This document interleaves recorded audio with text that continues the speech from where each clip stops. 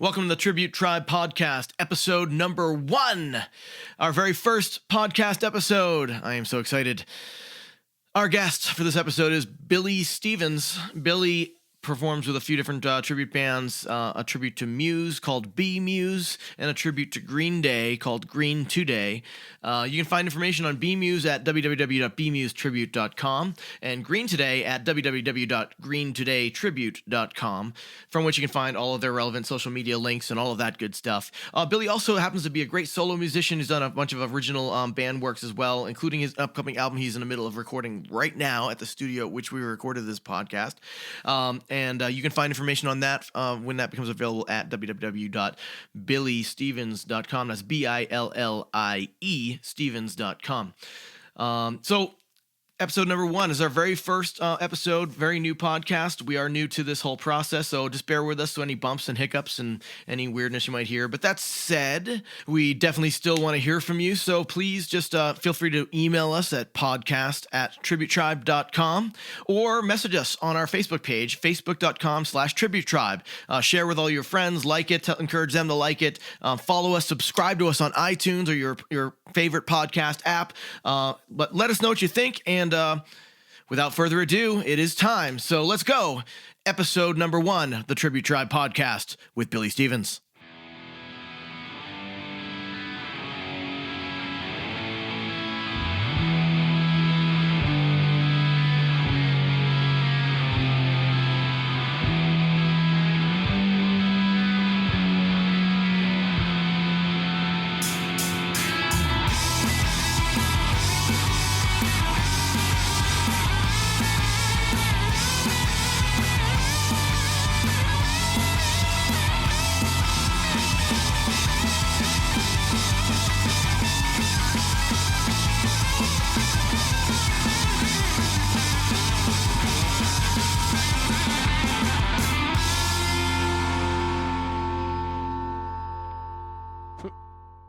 So you've been in here working on your new stuff. You got your own solo project. Yeah. I don't know how much you can talk about it, but I figured if you wanted to tell me, I'm curious what you're doing. All I know so far is that it's a rock thing, and that's about all I know. So. Yeah, it's pretty much, it's just stuff I like. The cool thing about having the resources to kind of do what you want to do is you don't necessarily have to go back and forth like the label that, with a label like I did in the past where they're like, oh, we're looking more for this. Can you make it this, but commercially viable by this? And, there's a lot more freedom in this where I'm just like, you know what? I like this riff and I want to make a song around it and it's going to kick ass. Right. No producer breathing down your neck saying you must change and make this my way. Exactly. But I mean, it's funny because producers are usually pretty cool. In my experience, it's mostly been the A&R guys, and the producers are kind of on your side because they're in it with you. So they're like, oh yeah, when that guy gets here, we just turn it up real loud. Everybody bang your head and be like, woo, it rocks so hard. And then when they leave, we're like, whatever, douchebag, we're back to work. Right. It's pretty rad. Yeah.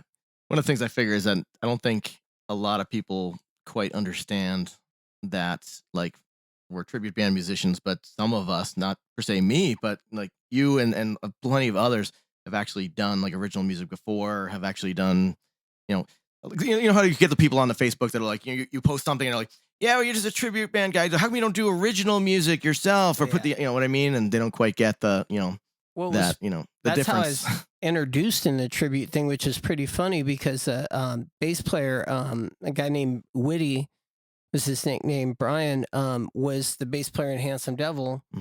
And he was there for the last 2 records, and Handsome Devil wasn't playing.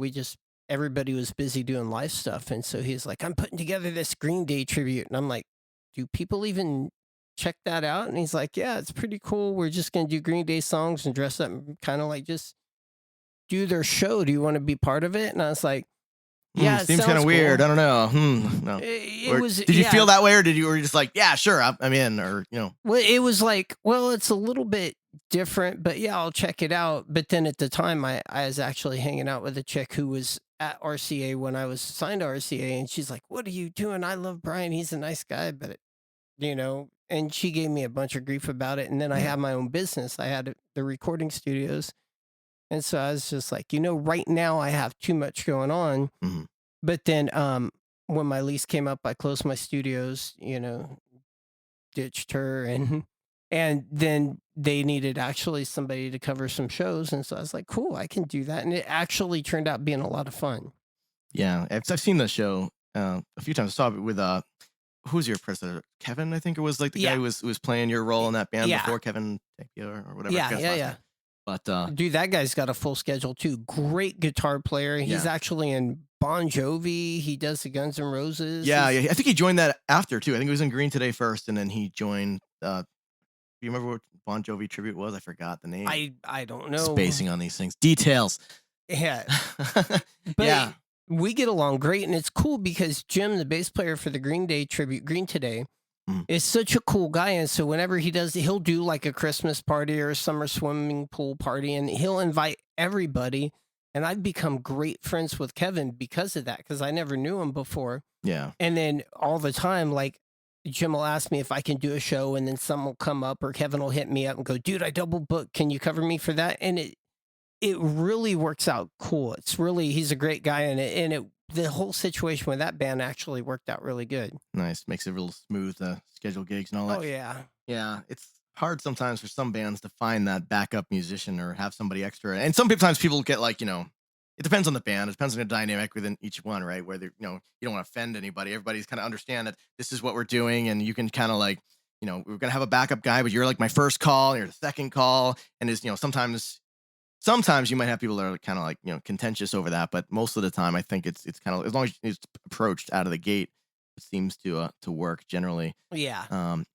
Although yet I have yet to be able to get a backup for me in any of the bands that I'm doing. I keep putting it out there like, no, I don't want to. I'm like, okay, well, I mean, that's fine. It's totally up to them. I mean, like I said, each band's different. Absolutely. You know what I mean?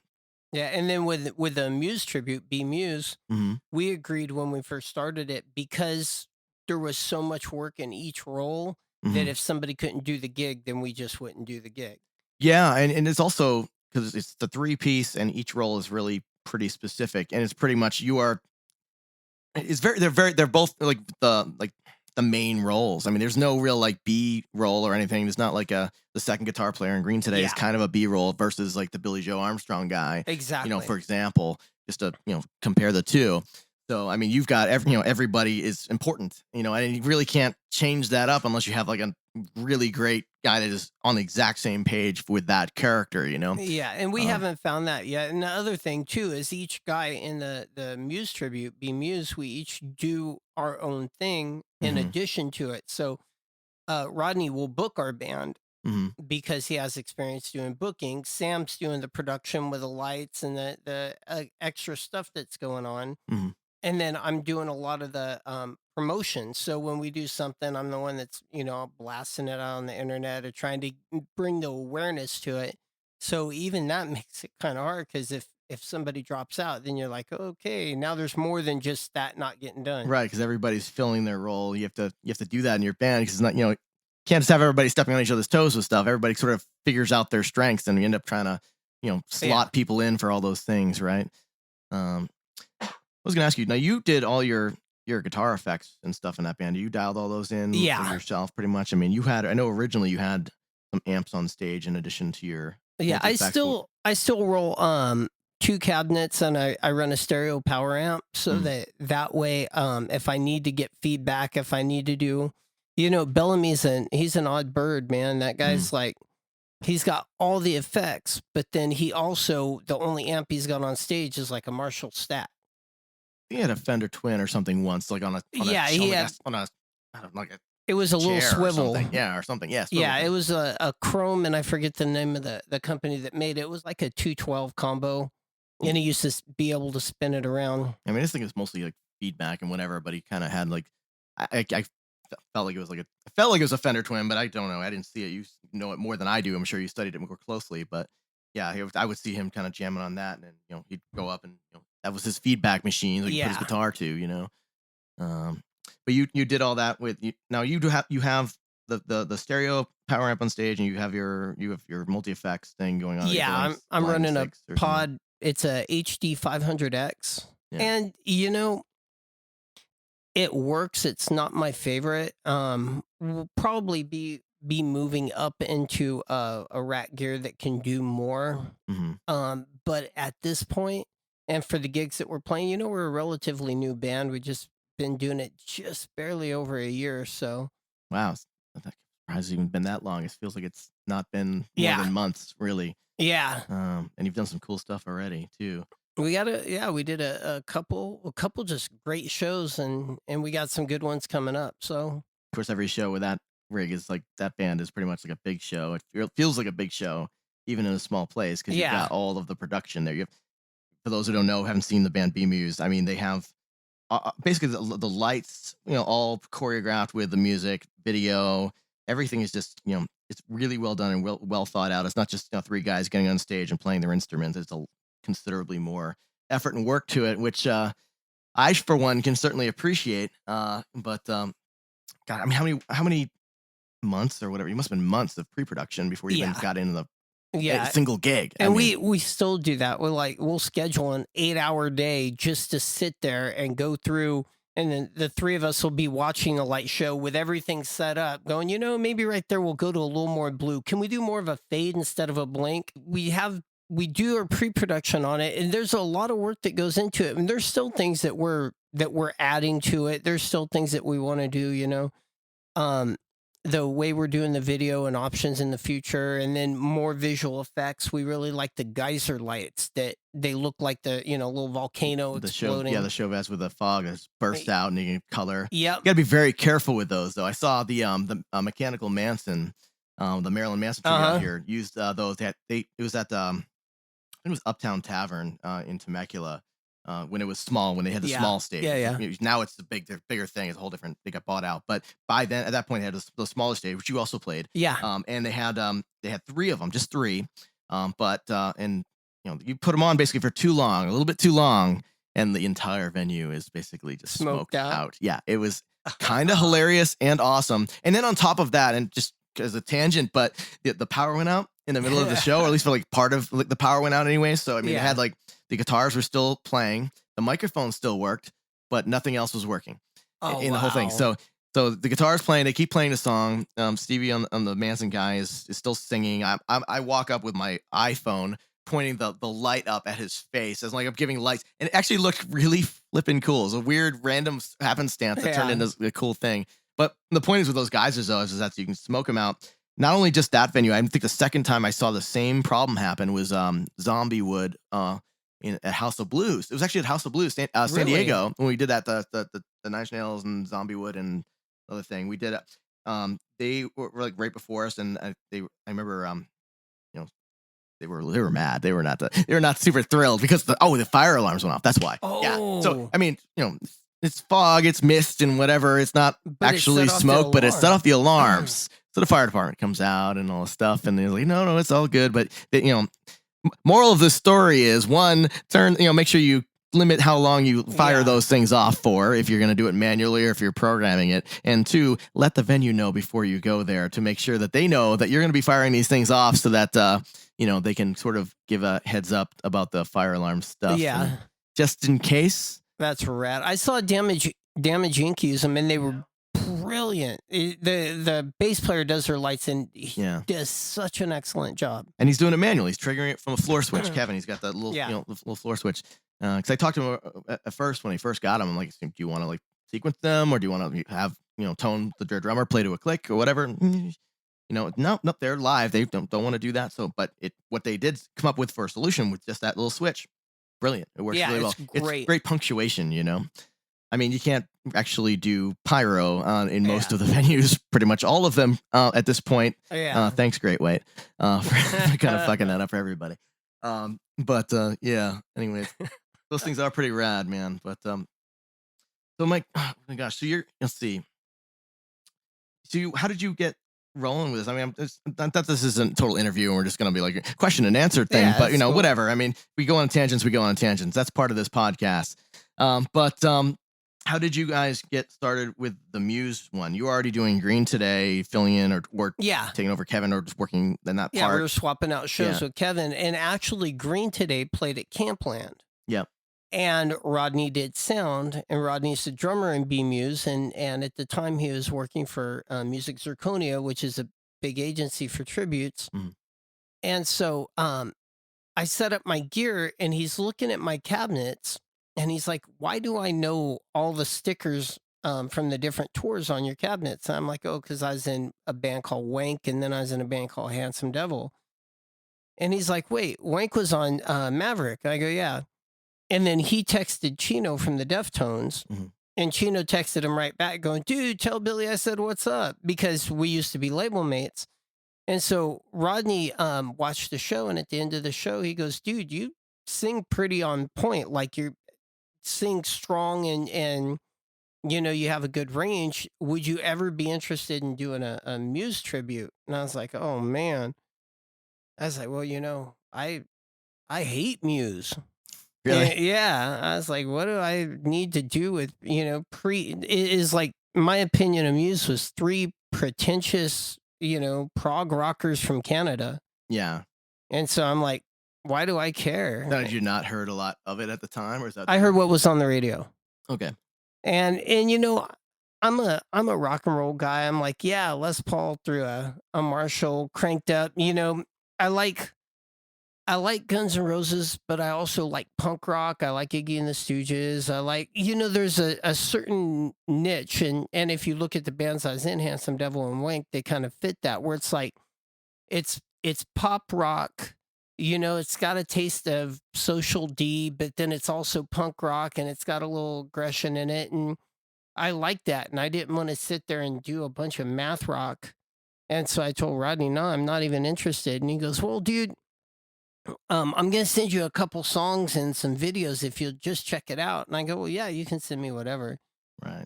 And then, You thought it was more like prog, actual prog, like counting stuff, the real math rock, and this is yeah, yeah, yes, okay, and he sent me early footage where they were like 17 and they're smashing up their guitars, and I'm like, "Dude, these kids want to be Green Day." That that I can put my head around. Mhm. And then I started seeing some of the other stuff they did, and I was like, it's very Queen, Right. very there was some pop to it, and there was some big guitars to it. And I'm like, okay, it's making more sense. And then vocally, I was like, that's a heck of a challenge. So quite a range, Yeah. especially And those falsettos and all that stuff. You go back and forth between, yeah, yeah, and then a lot of tone placement too, like the really high whisper, like mhm, the and then to the full out belting to mhm, he was really all over the place, and I was like, that's a pretty good challenge. And then, Rodney shared with me what some of their big how busy some of their bigger tributes were, because the only, exposure I had was Green Today. right, And some of the bands that were being booked through the company he was with at the time were staying really busy, and they're doing big shows. right, right, And so I was like, yeah, I'm actually, this seems interesting. My main goal was to get my original record out, but this was a really good opportunity for me to start getting back into media, like rekindling some relationships, showing up at clubs I haven't been at for 6, 7 years, and right. talking to them before having a record. And so it People are familiar with you before you even get, out with your absolutely. thing. I guess, And because of it, some of the connections that Rodney's made, some of the connections that Sam's made, or that people I've met through them, have actually been good opportunities for me to do the solo thing. So, yeah, like I said, there's a lot of crossover in amongst the regular industry and the tribute band industry. While they're sort of different things, they're still different avenues of the same vein. And there's a lot of people that are involved in both things, yeah. or just around. I mean, they might just be at the show, Yeah. I mean, And players got to play, play, play. yeah, It's like, what do? I play guitar and I sing. So if I'm sitting at home working on a record, I still need to play guitar and sing. And so it's nice to be able to know, oh yeah, on this date, I'm going to San Diego, LA, Palm Springs, wherever, and I'm gonna rock out a 2 hour show, and it's gonna be fun. And I come hmm home and then I'm back to work. So yeah, yeah, for sure. There's also this whole like bit of it's kind of fun just to perform stuff, even sometimes even if it's not your stuff, just to be able to get up on the stage with a giant crowd in front of you, freaking out, even though it's not your music. It doesn't matter because you're still the guy on stage and you're still doing that whole back and forth thing, right? So Absolutely. Dude, I can't tell you how many karaoke bars I was drug out of when I was out on tour. yeah, You know, we'd play like a theater that hold 3,500 people and they'd be packed and going crazy and ape shit. And then as soon as we're done and the bus is packed and it's like, okay, when's bus call? 2:30, 3:30. Okay, cool. And you find a dive bar with a karaoke and I'm up there just like, all right, you hey, know? listen. Yeah. My once been, ooh, no pyro. Yeah, yeah. Oh man. So it's great, you know, just getting out and playing. Yeah, yeah.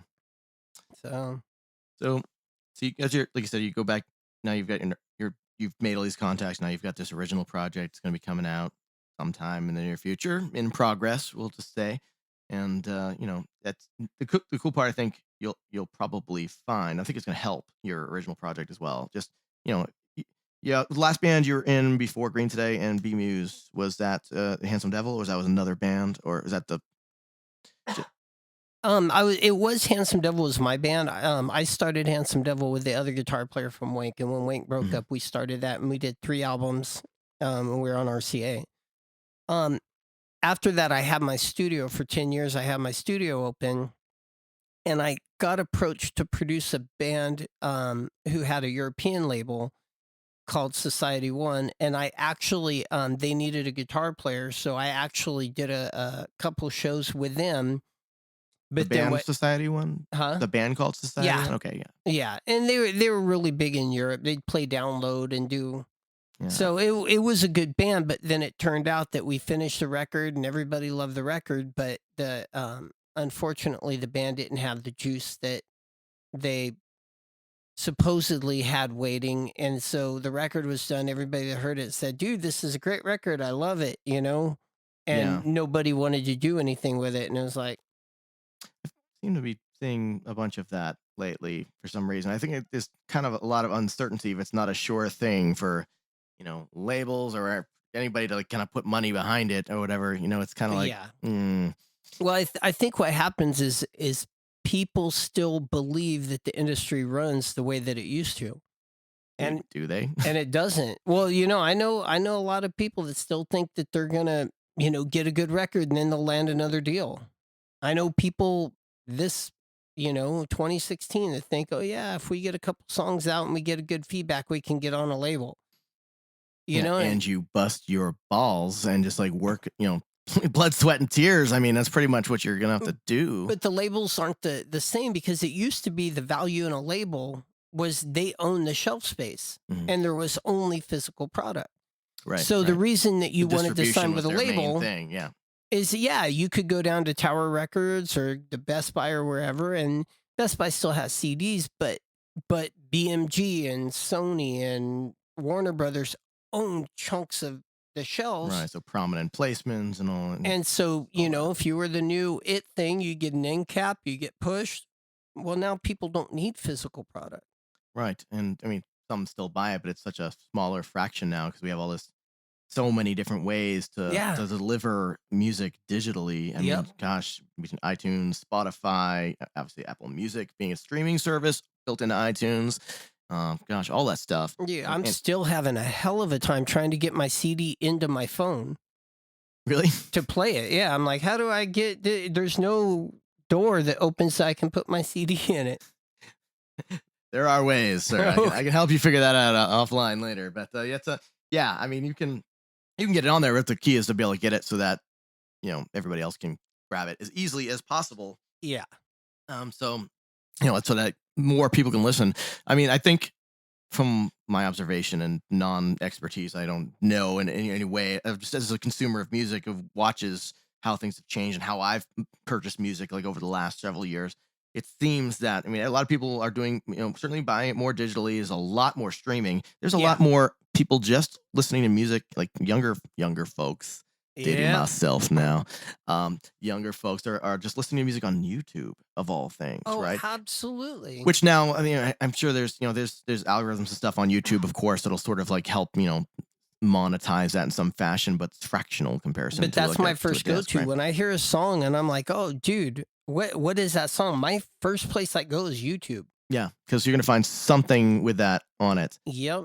Uh, I mean, like I said, the good news is, at least, and this is mostly good news, is that YouTube will, if assuming you've registered the content properly with them, the Yeah. music, the song with them, will algorithmically hear that song in the audio of some random video that some Yeah. dude did with that in the background, and it would allow you to choose to monetize it. You could actually place your ads on their videos. Yeah.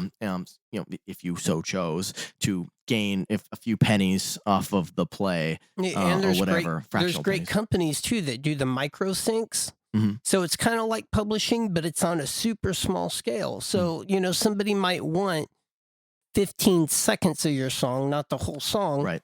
And there's companies now that just focus on micro syncs, and they're like, "Oh yeah, 30 seconds of your song is gonna, that's gonna be $6." Perfect, because that's $6 nobody had. Right. Exactly. I'll take that $6. Thank you for the Yeah, Starbucks. exactly. Appreciate your contributions. Gosh, is that, and they have actually the other thing I was looking at, which is more in the relevant to like the tribute band thing, with all of us trying to sound like and look like these bands and stuff, but the sound alike product Yeah. people actually sell, like, to TV shows and stuff. Like, they don't want to license maybe the original song because it's a little bit pricier than this, but a sound alike is like a much cheaper version of the same song, but done by a different band, sometimes stylized, sometimes not. That was one thing I used to do at my studio, Did you is do we that? would do sound alikes. And you could use a Green Day song and it's gonna cost you $25,000 or $50,000 to use in your music or in your movie, or you can find somebody that does a Green Day type song for Right. $2,500. Yeah, and if you do the exact same song, then of course you still got to pay royalties for Yeah, you songwriting can't and do all that. that stuff. But But when I did it, we used to take, we twist a hook. So, you get a song and they, want, "Oh, I'd really like right here, Welcome to Paradise." mhm. But we don't want to pay for it. And you're like, "Okay." And dude, getting $2,500 is a-okay. And so, you're like, "Okay, the chorus is going to be one held note, one descending note over this type of chord progression. And then we can't rip it off, but we need to do something that still has the energy, that still has the Invokes the reminiscent." basic. Yeah, yeah. There you go. And it's as an original artist, there's a lot of purists that really shun on that, but the industry's changed. Mm. And the truth of it is, if you can pay your bills playing and recording music, then you won. Right. So, I personally, multiple different ways of doing that. Not maybe the standard way of, hey, I make an album, I sell the album and plays Yeah. on all these things and I get money. It's like you make the album, but you also do this thing and you also do this thing. Branching out in order to be able to get a few pennies here and a few pennies there. and that's You know. that's what that's created. That creativity actually makes it so that you can live your life, and this is your day job. Yeah, I was at ASCAP a couple years ago, because every year I go to their big expo, and they said that the average stay-at-home musician makes between 60 and 100 grand a year. And you can live and pay your bills. You're not driving a Ferrari and you're not living in a mansion, but you definitely can be comfortable, and your job's to play music. How rad is that? Yeah, for sure. So that's what it's coming up again in April. So I have to keep looking up there because I'm new to the podcasting thing, so I had to look up at the laptop, make sure, is it actually recording? Are we getting stuff? yeah. Yes, we are. Good news. What's the error message thing? Stop. Yeah, That came stop. on right when we started. Yeah, like an hour into it, it's all over. Sorry. Jeez. Yeah. So No, it's great. it's cool. Everything's all in order, I think, here. No, but, dude, you got a great rig. As far as everything, the way you have it set up and the way you're doing it, it's definitely very cool. it's a work in progress, but we'll see. This is going to be episode 1, so it'll be hopefully be cool. I mean, I just wanted to be able to sit down with my friends that happen to do the same stuff, but not everybody gets to have conversations with Yeah. us. So it's kind of like, to be able to have just talk about stuff and gives other people a little bit of a window into it, whereas they might only get 5 minutes at a show. They might be able to come and be a fly in the wall and just no, we're not always talking about music and nerding out on all of our all the business stuff and the tech stuff. I mean, we do a lot of that. I'm certainly. Yeah. I mean, we kind of dwell in this a lot, but some of us don't do other things, like have different day jobs and all that stuff. And I don't know. Anyway, it's. I think it might be interesting, so I'm putting it out there, and we're gonna see. And if you like this, then subscribe to the podcast, Tribute Tribe on iTunes or the equally applicable Android app, whatever that may be. I think it's a podcast app. And Dude, I think this is great. Yeah, and of course, I will certainly be sure to plug your bands and everybody else that I have on in the future. All that stuff. Yeah. It's all good. I'll take care of that. I'm gonna do an intro probably to every cast is my thought. So I'm telling you about my podcast on the podcast. How meta is that? Yeah. So everybody should be able to basically mutually support stuff. Check out your bands, check out your original project when it comes out. Be aware. Some people might not even be aware of who you are. Eventually, I hope that to be able to have people come on and that aren't aware of somebody, but just because they've heard somebody else on the cast that they did know, might be interested in listening to somebody else and then learning something new and. Finding somebody that's, hey, this guy seems pretty cool, and then therefore supporting. So, it seems like a pretty easy win-win, I think. But. And networking is key. When you meet cool people, you definitely need to you do stuff with them. You know? And you want good people around you. I mean, this is all about good people. There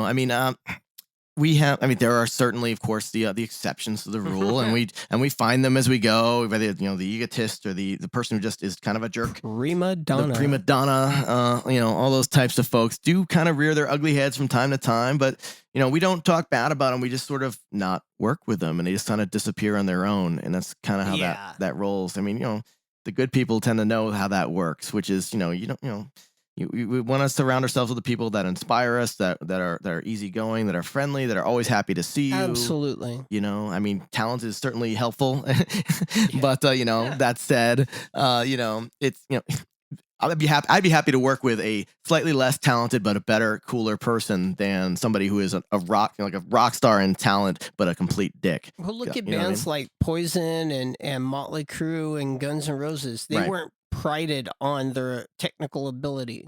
Right. Yeah. But working together, they made great songs. They worked well together. The chemistry was good, and that's what you get out of it. And I think when you start any scene, or if you're a part of any scene, that's the key, is getting the right people, and then it builds on itself. And I remember going up to Seattle when they had the grunge thing going on. I remember Hollywood when all the ass rockers were out. Some people still think that's going on. Yeah, I walk the streets of Sunset sometime and take a look around. There's a few people there like, hey, this is still the 80s, right? Yeah. It's a little concerning because you look at them and you're like, dude, you're my dad's age. I know, seriously. Didn't you dress like that 20 years ago? Did you ever buy a new shirt? No? Yeah. All right, fine. Yeah. Oh my gosh. But I think this is good. I'm really happy to be part of it. And I think the podcast is great. It's going to just strengthen the network we have with people, and it's going to make a better scene. I hope so. I mean, I don't want to project too much of what this is going to become or whatever. It'll be what it is, and we'll put it out there and see what flies. But one of the things that I was thinking too is that we have our scene really is like Southern California based primarily. Like we have a very good and healthy tribute band scene in Southern California. There are tribute bands all across the nation there, but and by all means, if you listen to this, correct me if I'm wrong. If there's some awesome scene, some place I don't know, I do happen to live in Southern California, so maybe I'm just not seeing it because I'm just not connected to those networks. But if so, let me know. But I know we have a very healthy tribute band scene, and I know that it's kind of spotty in other areas. So while there are other bands, it's hard sometimes for them to build their own scene or to get on board with the existing one or whatnot. I mean, we've had we have been fortunate enough to have Access TV's World's Greatest Tribute Bands show that Katie Darrell does. That's a great show that gets viewed by millions of people per episode. So I mean, there's interest in people that want to see this stuff or are curious about it or whatnot. Maybe Yeah. haven't seen it and they're not. I don't think those 3 million people are all in Southern California. No. I think that some of it is sort of like certainly want to encourage folks, if you are in bands and you're doing your thing, that's great. If you want to do a tribute band thing, I mean, that's basically it's a very healthy outlet. It's a very cool thing. It's a lot of fun. None of us take ourselves overly seriously, except for our performance. We do try to do the best job we can with what we have. We also don't have the funding and all that stuff that the original bands that we're tributing have. But it's don't look bad on it. It is a very cool thing, and there are people out there that will enjoy it. And like I said, as long as you're a good person, you don't take yourself too crazy seriously. You're not actually the actual band. Don't walk in there and be like, "Hey, don't you know who I pretend to be?" That's my one. Love like that. my line. I think I stole that from Kevin actually from Damage Inc. But but it's still a great line. The life of a mock star. Yeah, but I mean, it's an easy way to get on big stages, get in front of big crowds, to network with people, to learn how to perform different people's material. It may be different than the kind of music you would create or do create. And Muse was. Yeah, and exactly. Like Muse was completely different from what was in your wheelhouse at the time, what you were thinking about. Yeah, it's a different paradigm. It's a different challenge. It's it's like learning another cover song, but learning it like as much as possible, as thoroughly as possible, and not only in your playing and your chops or whatever that may be, your technical expertise of the instrument you're performing and your vocals, but you're also thinking about your production, your mixing, your mix, if you have track or any sound designs or all these different aspects of things, that the lights and video you guys have. Dude, signature moves, signature moves, like your movements. I mean, you have to kind of give off the vibe that you're actually this guy on stage, or at least everybody knows, but they suspend their disbelief for the purposes of a good tribute band show. And that's one of the biggest compliments I ever got, is somebody saying, I actually got lost in the show, and for a second I was just enjoying the show and I totally had spaced that you were a tribute band. It's like, the way you're walking, the way you point, the way you throw your guitar behind you, those are all signature moves. And it's the same thing with it, like core. Mm-hmm. It's like, certain guys that's what makes them rock stars. Mm-hmm. And the sign of a really good tribute is they encapsulate that. Right. At least with the key members that are the most recognizable in the band. You're, at the very least, you're main guy. Yeah. But, if there's multiple guys, of course, everybody, does that work, and it just sells everything better. I mean, you're selling an illusion and a really well, done musical performance. So, I mean, there are bands I've seen also where the lead guy doesn't look like the actual band member, like let's say like Vitology, Aaron Safa, who does Eddie Vedder and Vitology. He doesn't look exactly like Eddie Vedder, right? But he does dress the same. He does like the backwards hat like an older version, shorter hair Eddie Vedder version. Yeah. And he sings exactly like Eddie Vedder. So I mean, he makes up for it because his performance is so on, like his vocal cords are exact. So and you've been to big concerts. When you're that far away from the stage, somebody's moves and how they sound is actually more important than structurally do they have the right jawbone. Exactly. And that's the other thing about it, is that he, just him as the example, is that, because he doesn't necessarily look the part, but he dresses it enough to be convincing, even from even close up, let alone at a distance, but at a distance for sure. Yeah. And you move like Eddie Vedder does in that case, or in whatever person you're tributing, so that you look at it and you go, okay, well, they're still doing the right things. If you're Scott Weiland, you got to be dancing across the stage and doing the groove thing. If you're Matt Bellamy, I mean, obviously exactly what you're talking about with the way you move, the way you rock out on some of the songs, Psycho or whatever, you just you start doing it. The way your move gives off the vibe of like you just kind of like you just forget. You can just zone out for a second. That's the goal, That's and that's really a huge compliment when somebody who watched the show comes up and goes, "My God, I got lost. You nailed it." Right.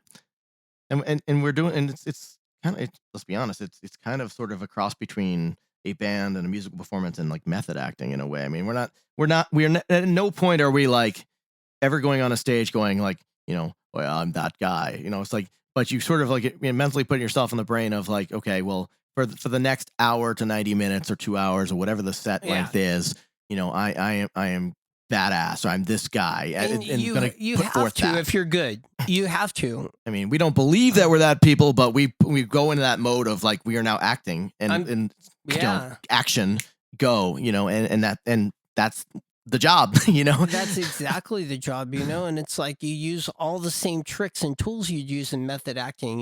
When I hear that intro video start up for Hmm. the Muse thing, that I use as an auditory signal to trigger so that I can snap and I'm like, okay. And I've watched enough live Muse footage that I can say, okay, Matt, right before he goes on, all of a sudden his facial expression changes. He channels whatever he's Hmm. channeling, he's getting into the zone. And now when I hear that intro video start up and it goes into the song and it's going, I'm like, okay, the calm comes over. The next 90 minutes, you are Muse. The whole Yeah. band is I'm just gonna in out that mode. Bellamy. I'm gonna Yeah, yeah. That's tough to do these days. He's oh pretty yeah. solid. Oh my god, yeah. I mean, Yeah. I need a pedal pusher. I need somebody to stand back there and to push on all my pedals so that I can jump around like he does. I'm like, wait a Yeah. minute, he's not working any pedals. Well, soon you'll have that. You're automating that. You Yeah. get the MIDI stuff at least, so that's good. Yeah. You can actually do that with regular amps now too. Company makes my pedal. They have a bunch of stuff called RJM.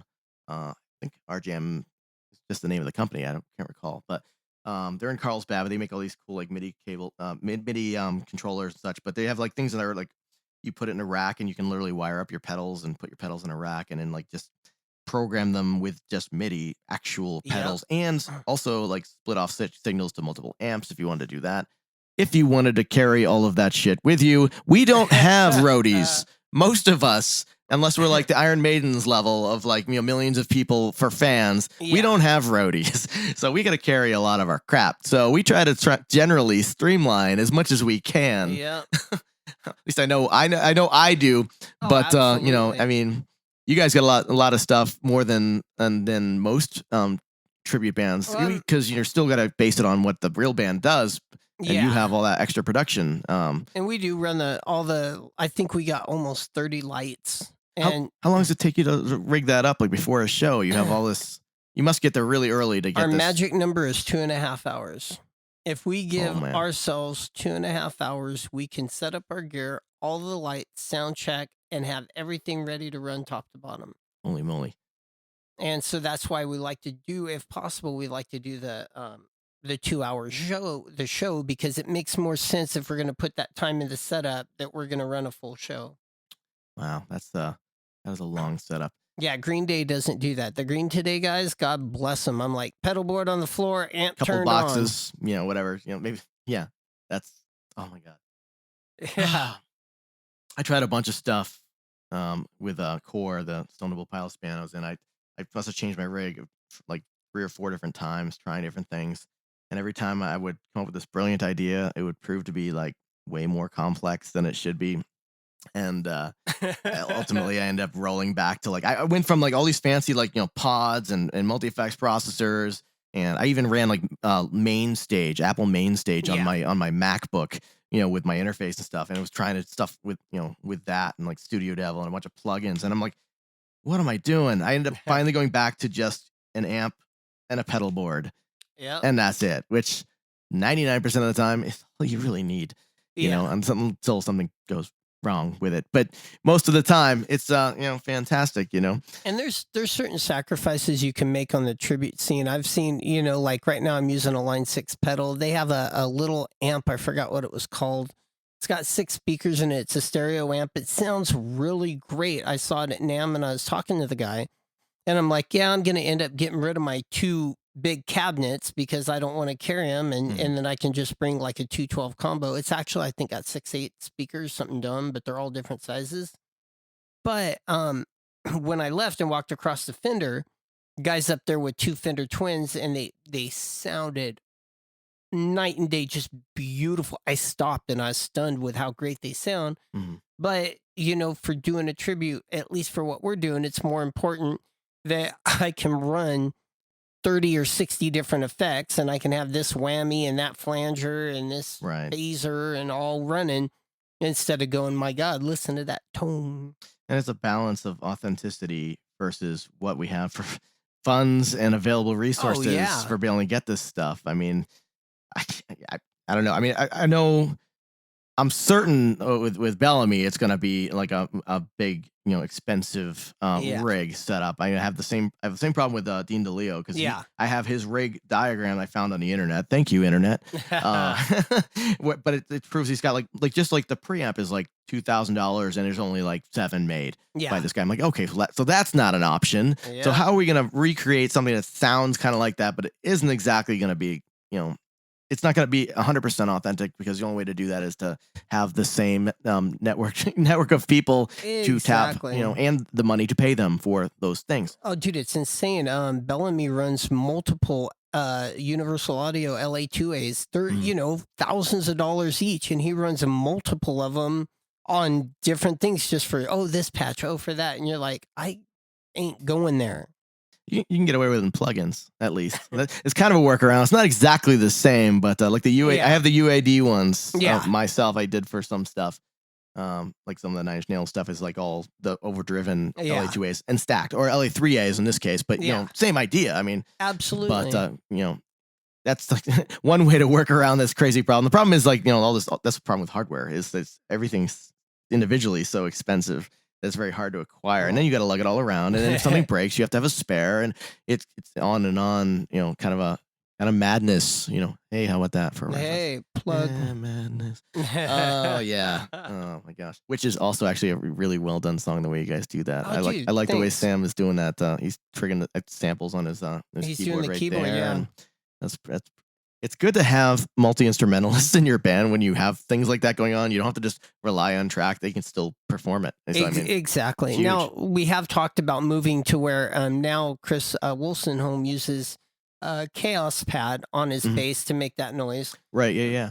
But when you're talking thousands of dollars in gear, it is nice to have a guy play live keys that sound just like that. Bellamy has a Chaos Pad on one of his guitars too, if I remember from. Yeah, one I'm of the getting shows. one made. Yeah.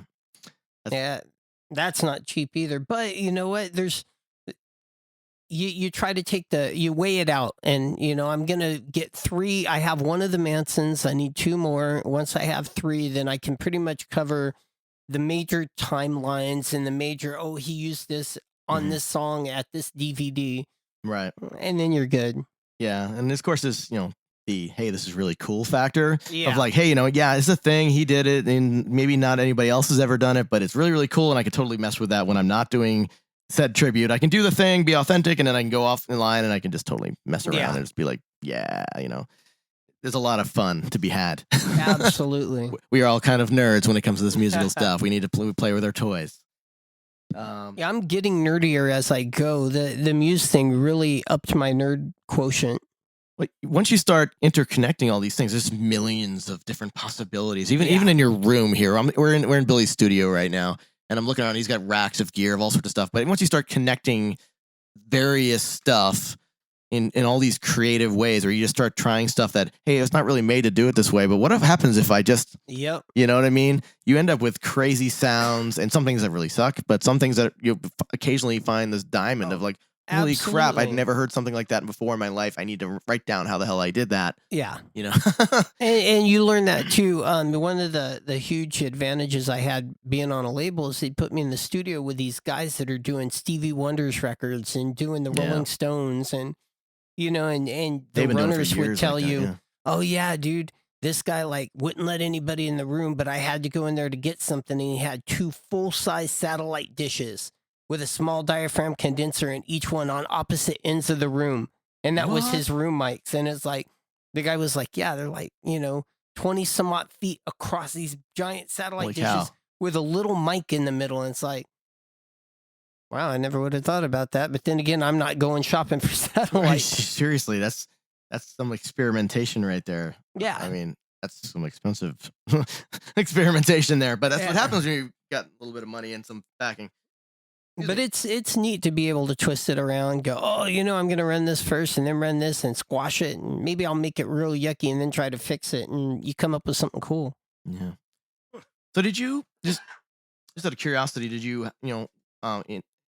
in learning like the Muse material on the guitar, I mean, one of the most impressive bits of that band for me is actually the not only the guitar tones, but just like the creative solos, and I mean, like that pitch shifter thing and all that. I mean, do you like grab like tab books when you were sitting there to learn it? Do you just pull it by ear? Do you have like just that knowledge already from playing for many years? I mean, how did you approach the material to learn it as It was close as you do? it was a combination. A lot of every once in a while you can find a song that's split into individual tracks, and then you Mhm. can just listen to the guitar, and that's pretty easy by ear to go, oh, he's doing that. That's pretty easy. And then there's always a million people on YouTube that want to show you they can play all the newest songs that are out. And so a lot of times to cheat, I'll watch a video, I'll learn how they're doing it, and then I'll actually listen to it and then be And like, compare. yeah, and then I'm like, well, this part was right, this part's not, he's actually doing this, but it saves me the time and having to start from scratch. Yeah, that's true. I know that I've gone to like the Ultimate Tabs or Ultimate Guitar, whatever it Uh-huh. is, and grab those tabs, and sometimes they're blocked, and that's annoying as heck. But Yeah. yes, you usually get some that are at least 90% there ish. I mean, very rare that you find one that is exact. I think Oh those are the yeah. ones that get blocked. I'm like, hey, it's I should be closer to the mic and not be talking across the room. But anyways, the ones that are 90% there, I think the ones that are 100% there get like shut off. Like those guys are like the publisher of the actual tabs are like, Yeah. no, you can't be this close because that's cost us money. You need to buy these tablature books, which actually I do if I can find them. Yeah. Then I translate them to like Guitar Pro or something like that, so I can actually like have it, and be able to play it back like you were talking Yeah. about. Um, but you have to like still have to be able to listen and kind of like figure out where it's wrong. Um, Yeah, but that's always kind of been my thing anyway. It's like I've always been real big on ear training. mhm. So it's like, oh, listen to this. How's he do this? I was watching a clip of was it This Might Get Loud or whatever, that one with Jimmy Page and Jack White, Yeah, and definitely. Jimmy Page was playing a record, and he's like, oh, listen right here on the amp. You could tell he's turning up the vibrato as it's going, and that's the stuff that's exciting for somebody that's a fan of music. Mhm. And so it never was that much work as much as it was like, okay, now I have a working version I can play. Now let's compare it to what he does. And then I'll listen and then I'll watch live footage. And I'm like, oh, he's, on his seventh fret instead of up at his 12th. So, Right. and then it's actually a really cool challenge. I really enjoy it. It's a big differentiator too, is the people who can learn by ear and put those pieces together to get that much more authentic. Because some people will approach it. I've seen. I'm not gonna name names. I'm sorry, guys, Yeah. but they'll kind of go like to a level of good enough, which of course depends on what your goals are in the band. If you just want to play, you love the band, you're gonna do the best you can, and sometimes that might be not as 100% authentic as maybe as possible. Dude, I Um, have OCD like you wouldn't believe. And I'll be the first to tell you I'm not doing certain things exact because I'm still experimenting with my approach on him, mhm, especially vocally with him. There's certain things where he lays back, then he pushes, then he opens he's doing certain tonal placements on top of the notes he's saying. And it's I really try to encapsulate that approach. mhm. But on the guitar, it's like if something's not right, it bugs me. I'm like, oh, yuck. Yeah. And I'll tell, Rodney and Sam, I'm like, dude, on this part, there's a bass slide. Can you please just do that? Because I really like it and you're not doing it. And thanks. And there's not a lot of other Muse tribute bands out there. I'm sure you've looked, but there's some like internationally, Yeah, but there's about not, 7 in Italy. yeah, there's not. I don't think there's any actually in the United States, if I'm correct. Not that do, not that really do what we're doing. Mhm. We went out and played in El Paso, and right across the border, there was one, but it was like three Mexican guys in jeans and t-shirts, and they're like, "Oh, we're Muse," which is fine. Not which is knocking it. great. It's what it is. It's But I mean, great. they're different things. It's like, we It- don't talk bad about our fellow no. tribute band, but but they're No, but I was just describing them. right.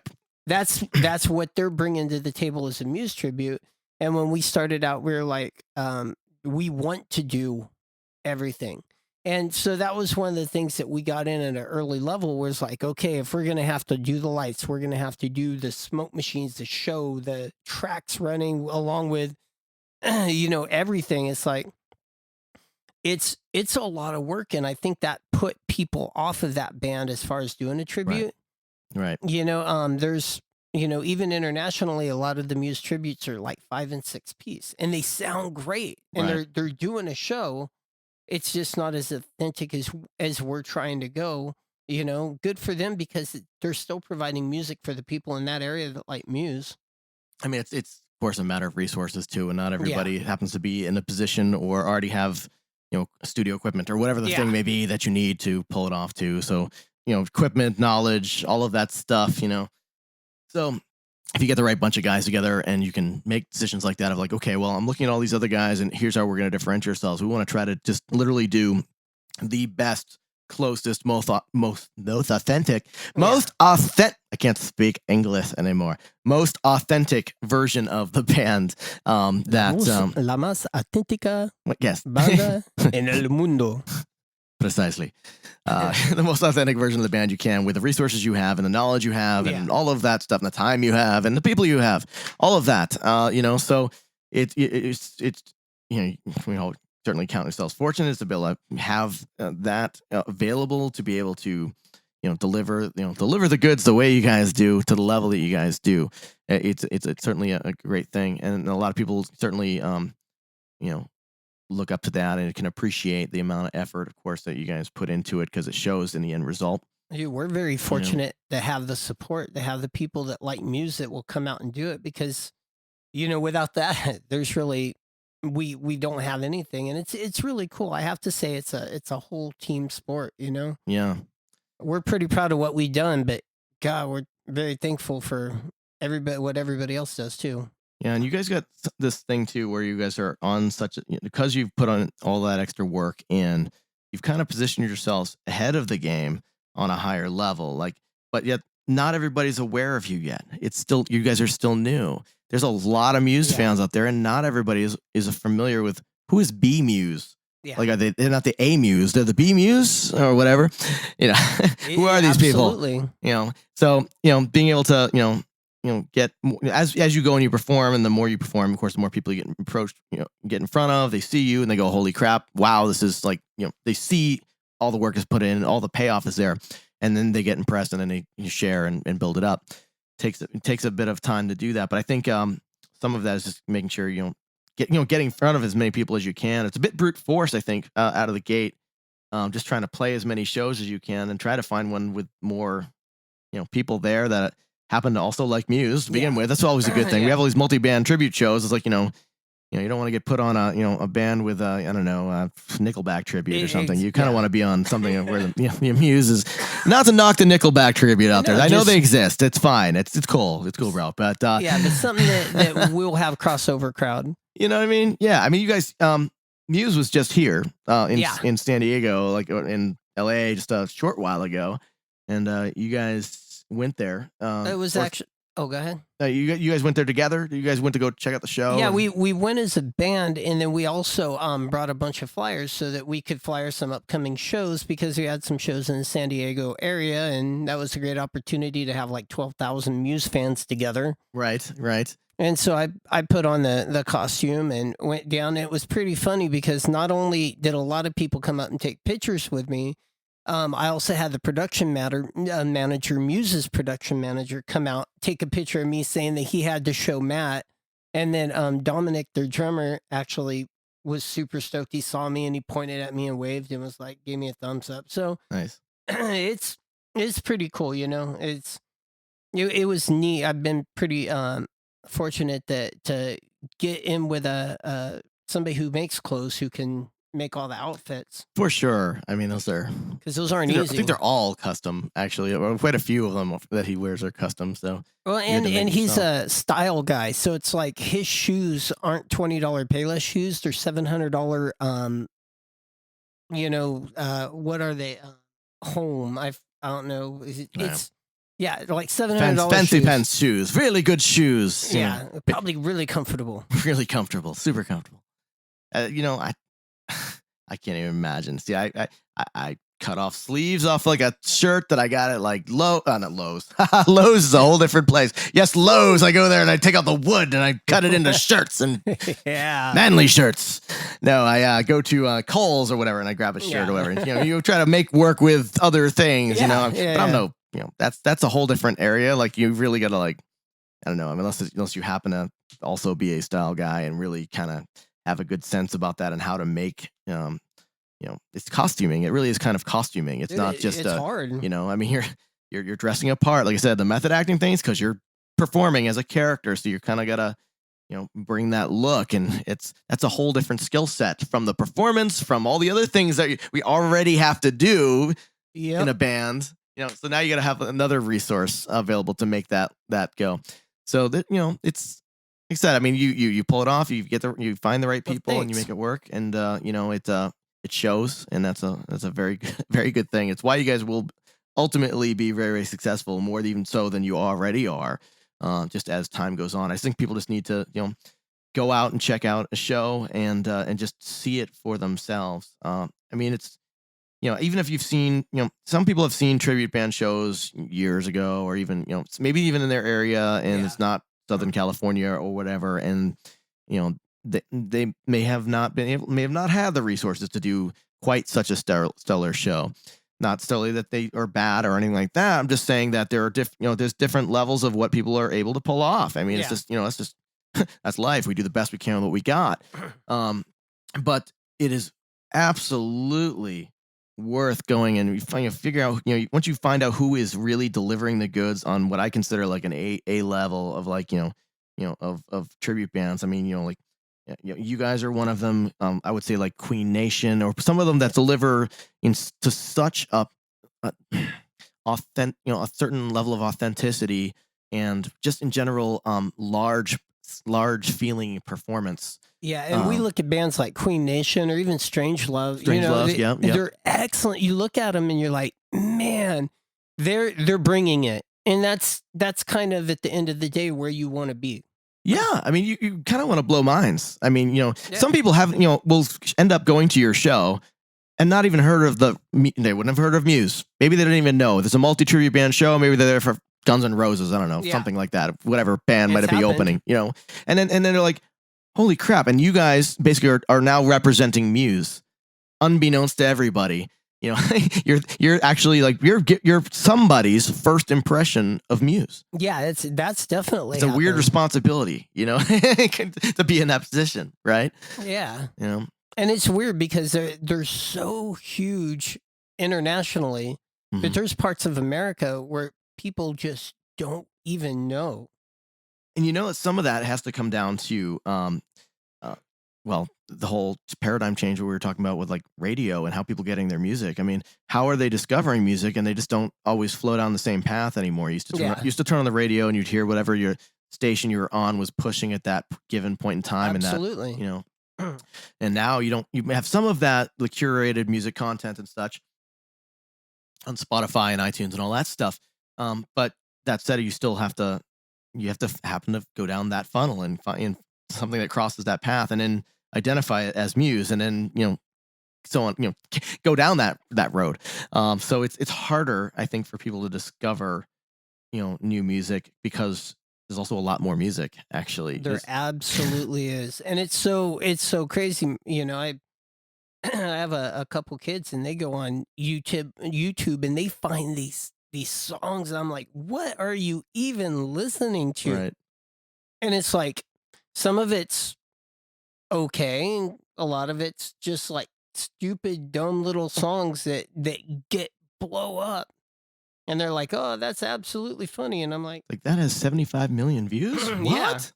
never seen that before in my life. Exactly. And then 4 years from now, somebody else is discovering for the very first time. It's already still out there with all those views. It's Yeah, last week you I can't even heard predict this it. song called Gangnam Style. And Oh man, yeah. That was that was actually I think it's popular going to be a over big year. hit. Yeah, big hit. Yeah. I think it will. Yeah, you're on the forefront of of pop culture right there. No, but that's how crazy YouTube's gotten, because that was a hit because of YouTube. Mm-hmm. That's exactly, absolutely.